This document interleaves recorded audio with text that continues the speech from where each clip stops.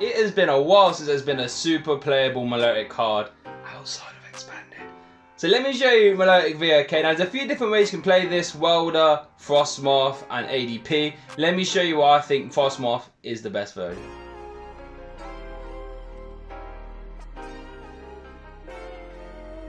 Right, welcome guys to the Slowpoke World's 20 decks in 20 days, and today we got Milotic. Now it's about time we actually started covering Milotic, to be fair. It's been a while, we ain't even looked at Milotic yet, but here we go. Now with Milotic there's a few different ways you can play this deck. This one I set on a Frosmoth. I'll sort of talk through why I set on Frosmoth in a bit. But for now, let's actually just look at Milotic V. So Milotic V is a basic 210 HP with 2 attacks. First attack, Aqua Impact, 10 plus 50 for each of your opponent's retreat costs, active Pokemon retreat cost. And then Hypno Splash. Excuse me. Hypno Splash does 150 for 4, and your opponent's active is now Sleep. So we play 4 of those. Now I did have Keldeo V in there at some point, but then I thought, you know, for the most part, Milotic V is hitting around the same numbers for less energy, so I've settled on a 4 count there.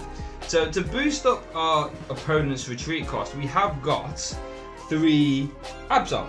Absol's obviously insane in this deck. For every Absol you get out, provided you're hitting into a basic Pokemon, it's like an extra plus 50. So if you have 3 out, it's an extra 150 damage. So if you have 3 out and you're hitting into an ADP, lol, you've just one-shot the ADP. So that's why Absol's really good. Obviously its ability is your opponent's active Pokemon, if it's a basic, has 1 retreat cost more. So very nice, 1 retreat cost itself. We then play a 3-3 of the Moth, no, 4-3 of the Moth, sorry.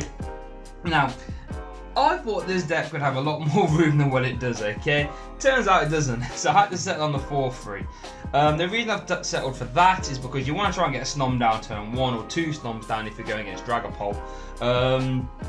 So yeah, I didn't want to go down to a 3-3. It was a 4-4 for the longest of times, but I just couldn't keep it there. So I've settled on the 4-3. Obviously, Frosmoth lets you attach as many water energies to your benched water Pokemon during your turn. So obviously, if you have Milotic on the bench, we're going to attach 3 energy, switch, anything like that to get Milotic in the active and wrecking. We play 1 Marshadow with a reset and whole ability. Now, we play this just so we can get out of Chaotic Swell, okay? Because Galar Mine from this new set, Rebel Clash, is insane in this deck. We want to get as much value out of it as possible, and a Chaotic Swell can really stop that from happening. So I've opted for the Marshadow just to let us get rid of it, to get rid of Swell as soon as we can. We play a Volcanion, 2 reasons. Number 1, it's a non-GX attack, that's going to let us keep Fire Trade, and a really decent one at that. With Sauna Blast for 3 waters, 100 and a 20 snipe to all your opponent's Pokemon, very nice. But then Jet Guys are a really good ability as well. You can discard a water from your hand. If you do, your opponent has to switch their active. So if they're trying to be a bit clever, you know what I mean, you can just make them switch a little bit, very, very nice. So yeah, I'm a fan of Volcanion, it's one of my favourite cards.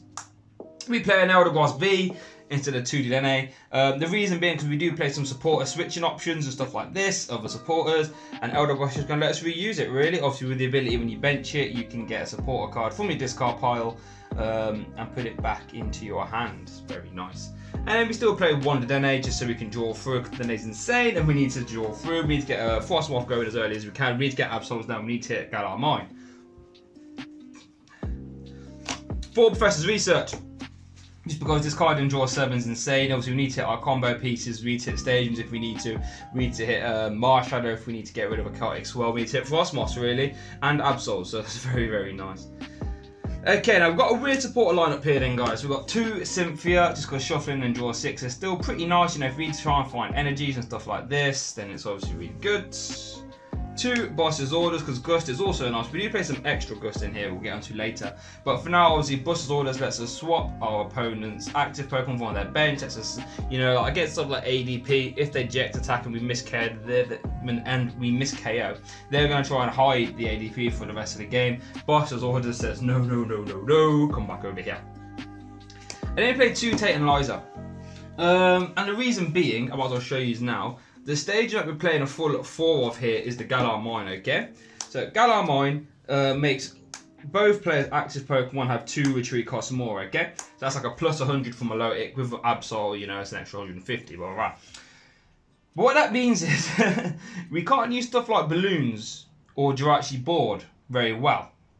because Jirachi board would now have too many retreat costs to retreat for free, so you know Jirachi's not going to be as good, and we can't play Air Balloon on Frosmoth because now Frosmoth has 2 retreat costs as well, okay? So that means we have to sort of lean into other switching options, which is why I've gone for the Eldegoss V Tantalizer sort of combo, because Tantalizer lets us switch as a primary effect, or we can shuffle our hand and draw 3. You can pick one either or, right? So that's why we've settled on that, obviously, because Galar Mine messes up our normal sort of retreating options as other decks would play. But Galar Mine is too good in this deck to not play, so you'd rather build around the stadium than, you know, the other way around. 3 Pokemon communication, just so we can find our Frosmoths and our Absols, very nice. 4 Quick Ball, again, so we can just find our Snoms, Absols, Milotics. Most of our deck, apart from Frosmoth, are all basic, so Quick Ball we're going to get a lot of value out of. Like I was saying earlier about leading into switch options, we do play 3 switch, just so whatever Pokemon we lead with, we can't attach energy there, so we're just going to attach them to the bench, bring them to the bench, switch, and then start hitting with, is it Hydro Impact's the attack called? Aqua Impact, sorry. We then play 2 Acro Bikes, just because we need to turbo for a little bit, try and get some energies in our hand nice and fast. We need 3 obviously to start attacking with Milotic, so we play 2 of those. Speaking of getting energy, we play 2 Full Bucket, I think it's called Caprius Bucket or something like that, and then 1 Energy Retrieval. I'm just going to call it a Full Bucket for now. Full Bucket lets you set your deck for 2 water energies, put them into your hand. That's really nice. All you need to do is have 1 in your hand before the Full Bucket, and you can actually get Aqua Impact going in 1 turn, which is nice. And then Energy Retrieval is sort of the same, but lets you get 2 energies from your discard pile and put them back into your hand. So yeah, so you sort of cover all bases here. You can get energy from the discard pile and from the deck. Very good. On to the one-offs. So we got 1 Great Catcher, again, because we munch tag teams, okay? Milotic is really efficient at killing tag teams, okay? So being able to just not having to worry about using boss's orders to go find them, just Great Catcher them up, you know, Mewtwo's, ADPs, all that stuff. Great Catcher will mince them. 1 Ordinary Rod in case we get rid of some of our attackers and we need to get them back. It also lets us get energy back as well. So if we've got loads of energies in the bin and we've got a Full Bucket in hand, we can Ordinary Rod some back in and Full Bucket them. And then 1 Stamp. Because we couldn't really lean into Marnie a lot in this deck, so we had to play the Tantalizers. I wanted to have some sort of hand disruption, and Reset Stamp was the way I thought we could do that. We can probably squeeze 1 in. Obviously, Reset Stamp's good for your late game comebacks. And if you can sort of always Stamp plus KO on their attacker, like Stamp to 2 or 3 is always a strong play. And then is it 10, 3, 4, 7, 8, 9, 10. 10 of your basic water energies. So obviously we need 3 to attack with Milotic, so we just want to sort of get them out nice and low. We don't really want to have to be thinking, oh, we've got Frosmoth, we've got our Absols, we've got our Stadium, oh no, we haven't got energy. You know, energy is one of those things you just want to have a surplus of in most scenarios, just so you can not have anything to worry about it. Other stuff you could run. Now, for the longest of times, I was trying to make use of that new Capture Energy, I think it's called, because I think this is, because I don't think there's many decks you can play that in, but in this it's actually really good.